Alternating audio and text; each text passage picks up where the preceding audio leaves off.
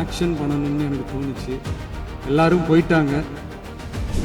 Permission பண்ணலாமா? பண்ணலாம், ஒன்றும் தப்பு இல்லை. பணத்துலேருந்து ஒரு பைசா கூட தொடமாட்டோம், தொடவும் விடமாட்டோம், தொட்டா விடமாட்டோம், இதுக்கு முன்னாடி தொட்டவங்களையும் விடமாட்டோம்.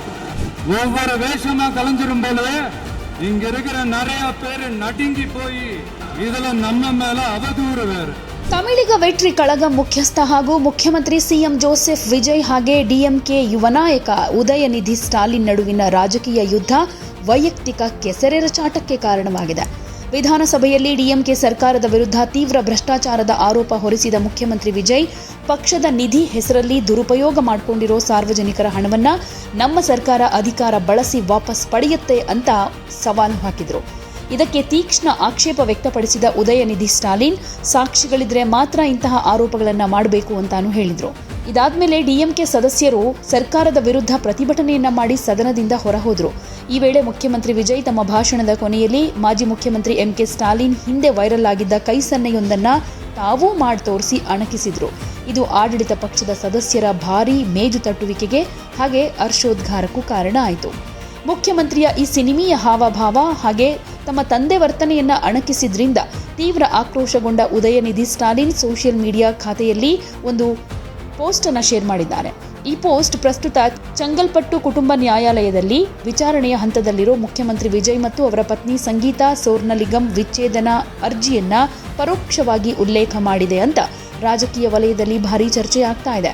ಮುಖ್ಯಮಂತ್ರಿಯ ಖಾಸಗಿ ಜೀವನವನ್ನ ರಾಜಕೀಯಕ್ಕೆ ಎಳೆದು ತಂದಿದ್ದಕ್ಕೆ ಟಿವಿಕೆ ಕಾರ್ಯಕರ್ತರು ತೀವ್ರ ವಿರೋಧ ವ್ಯಕ್ತಪಡಿಸಿದ್ದು, ತಮಿಳುನಾಡು ರಾಜಕೀಯ ಇತಿಹಾಸದಲ್ಲೇ ಇಬ್ಬರು ಯುವ ನಾಯಕರ ನಡುವಿನ ಈ ನೇರ ವೈಯಕ್ತಿಕ ಸಂಘರ್ಷ ಇನ್ನೊಂದು ಸ್ವರೂಪವನ್ನ ಪಡೆದುಕೊಂಡಿದೆ.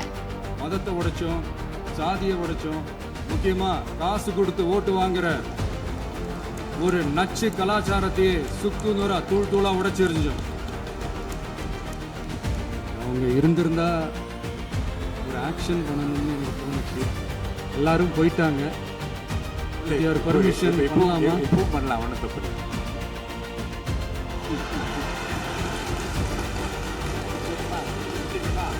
பணத்துலேருந்து ஒரு பைசா கூட தொடமாட்டோம், தொடவும் விடமாட்டோம், தொட்டா விடமாட்டோம், இதுக்கு முன்னாடி தொட்டவங்களையும் விடமாட்டோம்.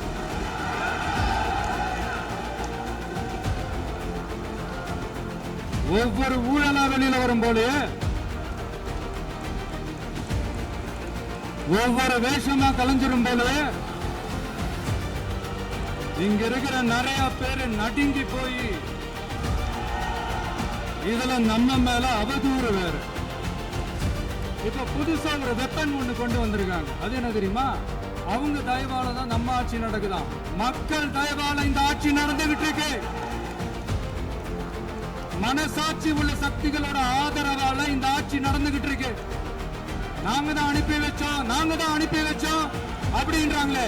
அனுப்பி வச்சவங்களுக்கு மினிஸ்ட்ரியில இடம் கொடுத்தா ஏன் கதறீங்க? ಯಾಕಂದ್ರೆ ಇಲ್ಲಿ ಉದಯನಿಧಿ ಮಾಡಿರುವಂತಹ ಟ್ವೀಟ್ ಏನಿದೆ, ಪೋಸ್ಟ್ ಏನಿದೆ, ಇದು ಒಂದು ರೀತಿ ವಿಜಯ್ ಅವರ ಪರ್ಸನಲ್ ಲೈಫ್ ಬಗ್ಗೆನೇ ಇದೆ ಅನ್ನೋದು ನೇರವಾಗಿ ಕಾಣಿಸ್ತಾನೂ ಇದೆ. ಯಾಕಂದರೆ ಅವರು ಯಾವ ಥರ ಹಾಕಿದ್ದಾರೆ ಅಂದರೆ, ಚೆಂಗಲ್ಪಟ್ಟು ನ್ಯಾಯಾಲಯದಲ್ಲಿ ತನ್ನ ಪತಿಯನ್ನು ಹುಡುಕ್ತಾ ಇರೋ ಹೆಂಡತಿಯ ಕಥೆ ಅಂತ ಹೇಳಿದ್ದಾರೆ. ಅಂದರೆ ಇದು ನೇರವಾಗಿ ಅವರ ಸಾಂಸಾರಿಕ ಜೀವನದಲ್ಲಾಗಿರುವಂಥ ಏರುಪೇರಿನ ವಿಚಾರವಾಗಿ ಹೇಳಿ ಟಾಂಟ್ ಕೊಟ್ಟಿದ್ದಾರೆ ಅಂತ ಟಿವಿಕೆ ಪಕ್ಷದವರು ಹಾಗೆ ವಿಜಯ್ ಅಭಿಮಾನಿಗಳು ಆಕ್ರೋಶ ವ್ಯಕ್ತಪಡಿಸ್ತಾ ಇದ್ದಾರೆ. ಯಾವುದೇ ಸುದ್ದಿಯ ಅಪ್ಡೇಟ್ ಅನ್ನ ಮಿಸ್ ಮಾಡ್ಕೊಳ್ಬಾರ್ದು ಅಂದ್ರೆ ಈಗ್ಲೇ ಒನ್ ಇಂಡಿಯಾವನ್ನ ಸಬ್ಸ್ಕ್ರೈಬ್ ಮಾಡಿ. ನಿಮಗೆ ಬೇಕಾದ ಭಾಷೆಯಲ್ಲಿ ಎಲ್ಲಾ ಸುದ್ದಿ ತಿಳಿಬೇಕು ಅಂದ್ರೆ ಒನ್ ಇಂಡಿಯಾ ಆಪ್ ಅನ್ನ ಡೌನ್ಲೋಡ್ ಮಾಡ್ಕೊಳ್ಳಿ.